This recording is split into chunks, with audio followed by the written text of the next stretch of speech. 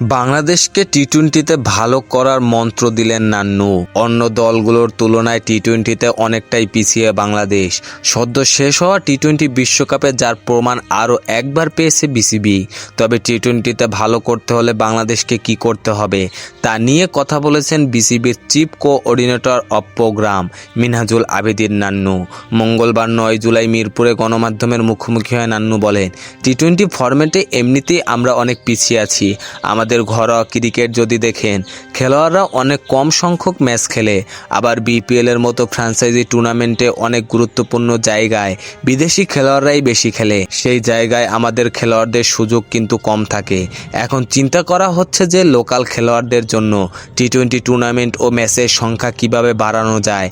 একটা প্ল্যাটফর্মে আরও কিছু টি-টোয়েন্টি খেলোয়াড় যেন খেলতে পারে। ক্রিকেটারদের নার্সিং করলে পরবর্তী বিশ্বকাপে দল ভালো করবে বলে বিশ্বাস। তার মতে এমন কিছু খেলোয়াড় বেছে নেওয়া দরকার যাদেরকে নার্সিং করে ইন্টারন্যাশনালের জন্য রেডি করতে হবে। তার সঙ্গে এই খেলোয়াড়দেরকেও ফ্র্যাঞ্চাইজি ক্রিকেটেরও অভিজ্ঞতা দিতে হবে। সব কিছু চিন্তা ভাবনা করে একটা ফরম্যাটে ভালো দল গড়ে বিশ্বকাপের চিন্তাটা করা উচিত। এখন যে অবস্থায় আছে, এমন অবস্থায় হুট করেই বিশ্বকাপ জয় করাটা কঠিন।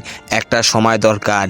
এই সময়ের মধ্যে দলটাকে যদি আমরা রেডি করতে পারি, তাহলে আগামী বিশ্বকাপে ভালো করবে আশা করি। প্রায় 1 যুগ ধরে বিসিবির নির্বাচকের দায়িত্ব পালন করেছেন নান্নু। তবে বিশ্বকাপে তার অধীনে বড় কিছু অর্জন করতে পারেনি টাইগাররা।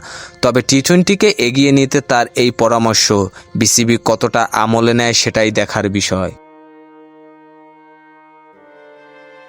খেলাধুলার সকল আপডেট পেতে আমাদের ইউটিউব চ্যানেলটি সাবস্ক্রাইব এবং ফেসবুক পেজটি ফলো দিয়ে লাইক, কমেন্ট, শেয়ার করে আমাদের সাথে যুক্ত থাকুন। ধন্যবাদ।